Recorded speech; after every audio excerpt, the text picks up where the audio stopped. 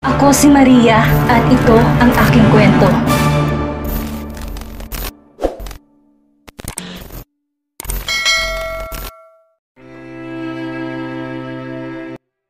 Baby, napahinto sa akmang pagpasok si Fernan sa kanyang sasakyan. Mommy? Oh, I miss you, baby. Sabik na yumakap si Ferlita sa anak at ganun din si Jeremy. Anin mabon din tayo hindi nakita pero bakit mukhang di ka masayang makita kami? Of course, Mom. I'm glad to see you too pero hindi ba? After Christmas pa kayo uuwi ni Dad? Na makita ni Fernan ang kakaibang ngiti sa labi ng ina, napamura siya. What have you done, Jasmine? Angin niya sa isip na magkaroon ng hinala sa isip. Is that true that there's a woman in your house and you are treating her kindly, baby? Malaki ang ngiti sa labing tanong ni Ferlita. Gustong isipin ni Fernan na sinabi to ng kapatid sa kanilang ina ng sarkasmo, ngunit mukhang dito nakuha ng mommy nila. Sinabi sa akin ng kapatid mo, may babae ka raw at hindi si Ines? Pumalatak si Ferlita. And I'm glad to hear that. Natampal ni Fernan ang noo. You will pay for this, Jasmine. Walang nagawa si Fernan na magpumilit ang kanyang ina na makilala si Jasmine. Di man sabihin alam ng binata, gusto rin makilala ng kanyang ama ang dalaga. I'm glad you've found another woman, baby.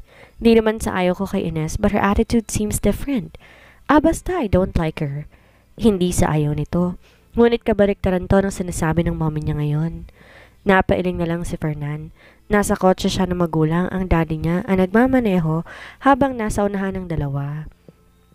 Ganitong mommy niya pag nagkikita sila at isang lugar lang pupuntahan nila. Gusto nitong nakasakay sila sa isang sasakyan because she missed it. And as her son, he knows it. Baby, marami akong pasalubong sa inyo ni Harleen. Di ko alam kung anong gusto niya kaya binili kong lahat ng sa tingin ko'y magugusto ng isang babae. Napahilot si Fernan sa sendido. Mommy, call me Fernan. Hindi na ako bata. Umingos lamang si Ferlita sa sinabi ng anak. Bumaling to sa asawa. Jeremy, tell me, hindi na ba siya ang baby ko? Nagpakahirap akong iiris siya pero mukhang kinahihiya niya na malaki na siya at mahal pa rin siya ng mommy niya. Sabihin mo nga sa anak mo na hindi ko siya titigilan katatawag ng baby kung wala pa siyang anak katulad ng prinsesa natin. Mahinang natawa si Jeremy. Of course, asawa ko, he's still your baby until you say so. Baby natin siya pareho. Pagsakay nito sa asawa. Nakataas ang kilay na bumaling si Ferlita sa kanyang anak at nagmamalaki na ngumiti pa. You heard that, baby? Sa ama mo mismo nang galing, ikaw pa rin ang baby namin. Ines man dahil baby pa rin ang tawag ng mommy niya sa kanya, napasandal na lang si Fernan at naiiling ng umiti. Pagamat matanda at may mga ilan-ilan ng puting buhok ang magulang, makikitang mahal na mahal pa rin ang mga tong isa't isa. Itsura lang ang tumanda sa mga to, ngunit hindi ang pagmamahal at kanilang mga puso. Nanlaki ang mga mata ni Harleen na makita ang dalawang bisita na gusto raw siyang makilala. Ang maedad na babae, kamukhang kamukha ng kapatid ni Fernan na si Ate Jasmine. Matanda na to pero napakaganda pa rin. Ang maedad namang lalaki, kamukhang kamukha ni Fernan. Makisig at gwapo rin kahit may edad na. Hindi kaya magulang to ni Fernan? Iha! Masayang tumayo si Ferlita. Bumeso at yumakap siya saglit sa dalaga na halatang nabigla. Mahina siyang natawa. Mukha kang nakakita ng multo, pero tamang iniisip mo, Iha. Ako ang mommy ni Fernan at siya naman ang asawa ko. Hello po. Kahit nahihiya, tinanggap ni Harleen ang nakalahad na kamay ng daddy ni Fernan. Kaya pala mukhang suplado si Fernan dahil naman nito yon sa daddy nito. Ngayon alam na niya. Kailan ang kasal ninyo ng aking anak? Muntik nang mapanganga si Harleen sa tahasang tanong ng ginang sa kanya. Nang tumingin siya kay Fernan, pumilig ang ulo nito para sumenya sa sabi na napag-usapan na noon. Naku, nagkakamali po kayo. Hindi po ako nobe ni Fernan, si Ate Ines po ang nobe niya. Ang ate ko po. Tumaas ang kilay ni Ferlita. You are her sister? Sinabi ko naman sa iyo kanina, hindi ba? Hindi ko siya nobya, mommy. Kapatid lang siya ni Ines na tinulungan ko. She's just my sister's fiancé, nothing more. Napahawak naman si Harleen sa dibdib. Alam niya na sinabi lang yun ni Fernan para pagtakpan ng relasyon nila. Sabi kasi nito sa kanya, nakiusap ang ate niya na huwag muna ipagkakalat ang hiwalayan nila hanggat di natatapos ang designers fashion show na gaganapin sa Paris. Maantala daw mga big projects nito kapag nangyari yon. Pero bakit ang kirot sa dibdib? Kahit kasinungaling lang yon at hindi totoo. Napatingala siya na may maramdaman. May humawak sa kamay niya. Ang mommy ni Fernan. Magaan ang pangiti nito sa kanya. Katulad ni Ate Jasmine, mukha itong mabait. Marami akong pasalubong sa'yo. Po? Tumango si Ferlita. Pasensya ka na ha. Akala ko talaga bago kang nobya ng anak ko. Kasalanan ko to dahil pinangunahan ako ng excitement at hindi ako nagtatanong. Hinawakan siya nito sa kamay, giniya sa labas. Halika, may pasalubong ako sa iyo na tiyak ikakatuwa mo. Napaawang ang labi ni Harleen ng paglabas niya. Naabutan niya si Aling Marcela at ang iba pang nakailera at may hawak na mga kahon na may set ng mga alahas. Binili ko ang lahat ng to sa ibang bansa. Para sa iyong lahat ng mga yan, Harleen, nagustuhan mo ba? Kumunot ang noon ni Ferlita nang umiling ang dalaga. Pasensya na po kayo pero hindi ko po pwedeng tanggapin ng ganyan kamahal na bagay. Lalo na kung hindi ko naman po pinaghirapan. Salamat na lang po. Napangiti si Ferlita sa tinura ng dalaga. Tamang kanyang anak na si Jasmine. Di mahirap magustuhan ng dalaga. Nakakatawa dahil katulad ni Ate Jasmine, mabait ang mommy at daddy ni Fernan. Nagboluntaryo pa si Tita Ferlita na ipapadala ang mga libro nito para makatulong sa pag-aaral niya. That's it, Iha. Palagi mong tatandaan hindi gusto ng anak ko ang mga pritong pagkain. Di baling magkain ka ng mga masabaw, wag lang mga prito. Sa palagay ko yun ang sekreto ng anak ko kaya't napakakinis ng mukha niya. Natawa siya sa biro ni Tita Ferlita. Nandito sila ngayon, nagluluto ng lunch. Dito kasi manananghalian si Tito Jeremy. Dapat sa bahay nila Ate Jasmine sila manananghalian. Pero dahil minsan lang daw silang magkikita at magkakasabay, dito to kakain ngayon. Masarap at magbilis magluto si Tita Ferlita. Kasing bilis itong magluto si chef. Sanay na sanay ito at alam na alam ang ginagawa. Wow, ang sarap po, tita. Aniya na matikman ang kare-kare na niluto nito. Mas masarap pa sa luto ni chef. Walang halong kasinungalingan na sinabi niya. Tumawa naman si chef na nasa gilid lang, nakatayo at nanonood sa kanila.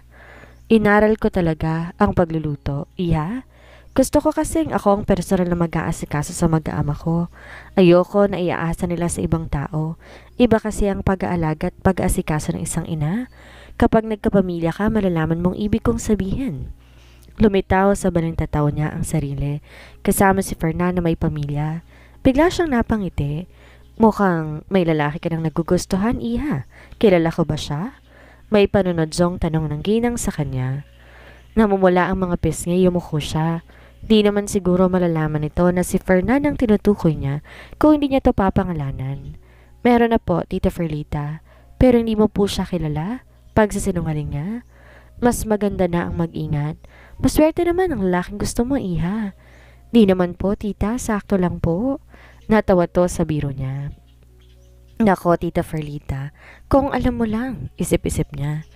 Ano kayang magiging reaksyon nito kapag nalaman nito na may relasyon sila ni Fernan? Napahagikik siya sa naisip. Naging masaya ang cooking lessons nila. Kung cooking lessons nga ba itong matatawag, mas naman kasi naging kwentuhan nila. Kung di pa ako malamang kanyang tiyan, di nila mapapansin ang oras. Maging si Aling Marcela natutuwang makita na nagkakasiyahan sila at nagkakabiroan habang nagluluto. Harleen, Iha, babalik ako dito sa susunod para dalawin ka at personal na dalhin sa iyo ang ibang librong ibibigay ko sa iyo. Bumaling si Tita Ferlita kay Fernan. Be a good man to Harleen, anak. Alagaan mo siya at huwag ituturing na iba. Parang may mainit na pakiramdam ang umaplo sa puso ni Harleen. Masaya siya dahil nadagdagan na naman ang taong mabuti sa kanya at inapay ito ng nobyo. Habang nagpapaalam siya sa papalayong sasakyan ng magulang ng binata, naramdaman niya ang tingin ni Fernan sa kanya. Marahil napansin itong hindi magawang ngiti sa labi niya. Ang bait pala ng parents mo, no? Lalo na si Tita Ferlita. Di lang siya maganda, ang bait niya pa. Mommy is the best mother in the world, baby. Wala siyang katulad. Nakikita niyang mahal talaga ni Fernan ang mommy nito. Bigla tuloy niyang naisip ang nanay niya. Di man niya matandaan ang mukha nito o hindi man niya to kilala, mahal niya ito at di inaalis sa puso niya. Alam niya kung nasan man to ngayon, masaya to para sa kanya at binabantayan siya. Harleen, tawag ni Aling Marcela sa kanya. Dahil masyado silang magkalapit ni Fernan, dumistansya siya rito. Tumikim ang matanda at intriktong tumingin sa kanya. Sumama ka sa akin, dilinisin natin ang kwarto mo. Pero kalilinis lang po ng kwarto ko. Pasensya ka na Sir Fernan, pero may gagawin si Harleen ngayon. Inawakan siya nito sa kamay at hinila na. Nagtataka man, di na lang siya nagprotesta. Pagkarating sa kwarto niya, sinara nito ang pinto. Hinila siya sa kamay para maupo sa kama. Harleen, umamin ka nga sa akin. Si Sir Fernan ba ang lalaking gusto mo? Aling Marcela, hindi mo kailangan magkaila pa sa akin, Harleen. Nakita ko kayo ni Sir kaninang umaga. Sukol nito sa kanya. Yumuko siya. Sorry po kung hindi ko sinabi sa iyong tungkol dito. Hindi ko lang po talaga alam paano ko po sasabihin sa inyong totoo. Humawak to sa balikat niya. Harleen, nahihibang ka na ba? Fiancé siya ng ate mo kaya't maling patulan mo siya. Pero Aling Marcela, hiwalay na silang dalawa. Natigilan to sa sinabi niya. Siya mismo ang nagsabi sa akin na hiwalay na sila. Kutkot ang daliri, yumuko siya ulit. Alam ko naman po na hindi magandang tingnan na makikipagrelasyon po ko kay Fernan. Pero Aling Marcela, nilagay niya ang kamay sa tapat ng dibdib. Hindi ko na nalabanan. Nahulog ako sa kanya at minahal ko na siya. Sorry po Aling Marcela. Sorry po kung sumama ang loob mo dahil hindi ako sumunod sa payo mo. Di ko po talaga kaya dahil mahal na mahal ko siya. Pag-amin niya. Dismayado tong tumingin sa kanya. Una pa lamang binalaan na kita at sinabi sa iyong hindi mabuting tao si Fernan. Hindi ako nagkulang sa paalala, Harleen. Tumayo na to. Bueno, wala na ako magagawa kung ito ng desisyon mo. Ipagdarasal ko na lang na sana hindi kanya saktan. Hindi niya po ako sasaktan, Aling Marcela. Alam ko yon dahil mahal niya ako. Harleen, ayos ka lang ba? Baka mabali ang leg mo kakalingon dyan. Sino ba kasing tinitingnan mo? Nagpalingalinga siya at hindi to sinagot. Pakiramdam niya kasi talaga merong nakatingin sa kanya. Pero sa tuwing lilingon siya, wala namang tao. Guni-guni lang siguro niya. Kailangan siguro niyang tigilan ang panonood ng horror movie. Simula na makanood siya, 3 araw na nakakaraan. 3 araw na rin siyang balisa. Tumingin si Tanya sa suot na relo. Sorry Harleen, tapos ng lunch break ko kaya't kailangan ko nang umalis. Maiwan na kita. Bye! Ingat ka Tanya, paalam niya. Wala si Fernan ngayon dahil nasa ibang bansa ito kaya naman sila ni Tanyang magkasama ngayon. 3 araw na tong wala kaya't miss na miss niya na to. Di siya sanay na malayo ito sa kanya at di niya to nakakasama. Nangalumbaba siya. Nagangat siya ng tingin ng may lalaking umupo sa kinaupuan kanina ni Tanya. Teka, ikaw yung... Natatandaan niya ang mukha ng lalaking to. Ito ang humawak sa braso niya. Ito ang lalaking bastos. Dinampot niya ang baso at may babala. Tiningnan ito bago tumayo. Subukan mong bastusin ako, sasamain ka. Noon, hindi siya marunong sa mga gantong salita. Pero dahil kay Tanya, marami siyang natutunan at nalaman. Nalukot naman ang kanyang mukha nang tumawa ito. Anong nakakatawa? Baliw bang lalaking to?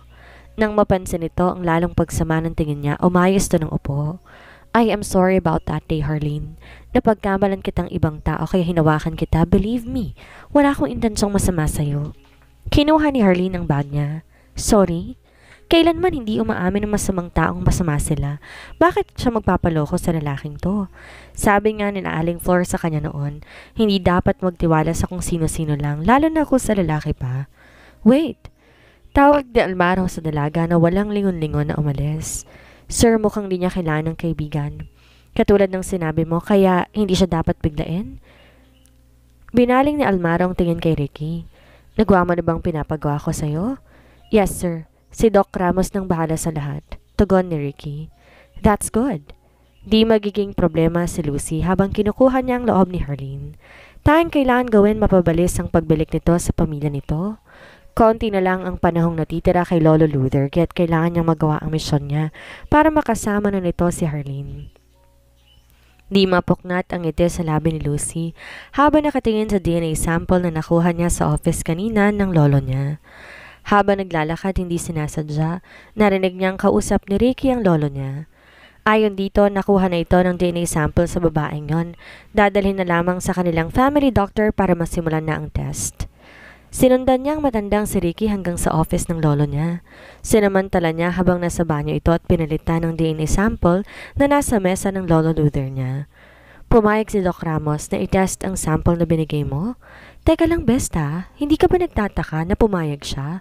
Well, knowing him, hindi siya sumusunod sa utos ng kahit sino maliban sa lolo mo. Then bigla na lang pumayag siya sa gusto mo? Inikutan ng mata ni Lucy ang kaibigan. Duh! Hindi ba pwedeng naisip niya na kailangan niya ng kakapitan ngayon dahil matanda na si lolo? Tumawa siya. Wala siyang magagawa kundi ang sumunod dahil sa kangkungan siya pupulutin kapag kami na ni Mommy ang magmamana ng lahat. Well, sa bagay, tama ka naman, ani Margo. Tumunog ang cellphone ni Lucy. Mukhang tumatawag ang mommy mo, sagutin mo na. I'm sure magagalit na naman yon dahil tapos ang lunch break pero di ka pa rin bumabalik sa office. Napilitan ng tumayo si Lucy. Pagkatapos magpaalam, pumunta na siya sa parking lot para sumakay sa kotse niya. Pero di niya muna binuhay ang makina nito. Tinawagan niya muna si Almaro. Galit na ibinato niya ang cellphone. She's been calling him for days now but he did not bother to answer her calls. Pinuntahan niya sa office si Almaro at nalaman sa sekretary nito na naka-on leave ang binata at walang nakakaalam kung saang bansa ito. Alam niya hindi umalis ng bansa si Almaro. Malakas ang kutob niya, iniiwasan lamang siya nito. Si Mommy naman kasi, bakit hanggang ngayon hindi pa rin siya nito tutulungan na makasal kay Almaro? Pinasibad niya ng mabilis ang sasakyan. Binuhos niyang inis sa pagmamaneho. Natakot siya nung hindi huminto ang sasakyan kahit na inapakan na niya ang brake nito. Sinubukan niya pa tong apakan paulit-ulit pero hindi pa rin humihinto ang kotse niya. Oh my God! Inikot niyang manibela pa kaliwa para hindi bumangga sa malaking truck na makakasalubong niya. Nakahinga siya na maluwag. Akala niya nakaiwas siya sa aksidente, subalit mali siya dahil may nasagasaan siyang babae na naglalakad sa sidewalk. No! Nanginginig na sigaw niya. Sobra siyang kinakabahan na baka napatay niya ito. Kailangan ko siyang madala agad sa ospital. Baka kapag hinayaan niya to at mamatay ito ng tuluyan. Bigla niyang naisip ang mommy niya. Siguradong magagalit ang mommy niya kapag nalamang nasangkot siya sa gulo. Ayaw niyang magalit na naman to sa kanya. Ang mabuti pa tumakas na siya bago pa may dumating ng mga polis. Bahala na. Di na siya nag-abala pa na bumaba ng kotse para tingnan ang babaeng nasa gasaan niya. Wala siyang pakialam kung patay man to o buhay. Ang mahalaga makatakas siya. Saka na niya iisipin ang consequences ng ginawa niya. Ang mahalaga makatakas siya. Tumatakas ang babae. Sigaw ng nakamotor na makita, humarurot ang kotseng ni Lucy papalayo. Malinaw na hit and run ang ginawa niya. Napakasama niya. Sabi ng isang babaeng nakasaksi sa nangyari. Fernan? Napahawak si Harleen sa ulo. Parang nadurog ang buto niya sa katawan sa sobrang sakit. Buhay pa ang babae, dalian niyo. Tumawag na agad kayo ng ambulansya. Sigaw ng babae na nakaagapay ngayon sa kanya. Grabe. Ang dami na talagang masasamang loob ngayon. Tinakasan ka, tiniyaang mamatay kaysa daling ka sa ospital. Kung sino man nagkasagasa sa iyo ay makarma sana siya. Lalong sumakit ang ulo ni Harleen sa bunganga ni Tanya. Kanina pa to parot parito naglalakad sa silid kung saan siya nakakonfine. Di naman maluba ang lagay niya dahil mababaw lang ang sugat na natamo niya. Sabi naman nakasaksi, napakaswerte niya dahil ito lang ang natamo niya. Umupo sa gilid ng kama si Tanya. Kanina pa tumatawag si Aling Marcela. Nag-aalala na sa'yo ng tao, hindi ba natin sasabihin ang nangyari sa'yo? Sigurado ka ba dyan? Umiling siya rito. Wag na, Tanya. Ayoko mag-alala lalo siya at saka di naman maluba ang lagay ko eh. Sabihin mo na lang nakitulog ako sa inyo. Okay, ikaw ang bahala. Siya nga pala, kailangan ireklamo natin yung taong nakabangga sa'yo. Dapat sa kagaya niya pinapakulong eh. My God, kapag naalala kong ginawa niya, kumukulong dugo ko eh. Di na kailangan, Tanya. Anong hindi? Halata ang galit nito dahil namumula ang mukha nito. Kapag hinayaan natin ang taong yon sa ginawa niya, uulit siya. Tsaka marami namang nakasaksi sa ginawa niya. Hindi man nga lang siya bumaba para kamustahin ang lagay na nadisgrasya niya. Ano? Anong tingin niya sa'yo, aso? Na kapag nasagasaan, pwedeng iwan? Alam ko naman yon, Tanya. Nagagalit din naman ako sa ginawa niya. Pero ayoko kasi na makabala kay Kuya Fernan o kahit sino sa inyo. Lalo ka na. Alam ko ang dami mong trabaho at ginagawa. Ipagpasa Diyos na lang natin ang nangyari. Ilang beses pinilit ni Tanya si Arlene pero ayaw talaga nitong magreklamo sa polis. Inis na inis si Tanya habang naglalakad sa hallway ng ospital. Bibili kasi siya ng mineral water at makakain para sa kanilang dalawa. 10:00 pa lang kasi ng gabi. Sigurado magugutom sila mamaya. Napabuga si Tanya ng hangin. Nakakainis si Harleen sa totoo lang. Palagi na lang nitong iniisip ang iba. Ano naman kung abalahin sila nito? Sila naman ang kusang tutulong. Marami silang nagmamahal kay Harleen kaya hindi ito abala para sa kanila. Napahinto si Tanya sa paglalakad na makita si Ines. Hindi ito nag-iisa. May kasama tong maedad na babae na sa tingin niya, mommy nito. Teka, ano kayang ginagawa nila sa ospital? Isip-isip ni Tanya. Lumuluha pa si Ines habang inaalo to ng mommy nito. Tumaas ang kilay niya. Himala yata't umiiyak ang impaktang to. Marunong pala tong umiyak. Dahil abala si Ines sa pakikipag-usap sa kasama nito, hindi nito napansin si Tanya. Tahan na Ines, wala na tayong magagawa pa. Tanggapin mo na lang katotohanan. Kahit ilang beses ka pa na magpa-test, hindi na magbabago ang resulta. Alam kong masakit pero kailangan mo tong tanggapin. Alo ni Martha sa kanyang anak. Lalong naluha si Ines sa sinabi ng mommy niya. Alam ko naman, mommy, pero masama bang umasa na baka mali lang na unang resulta? Babae ako, mom. Babae ako kaya masakit sa akin to.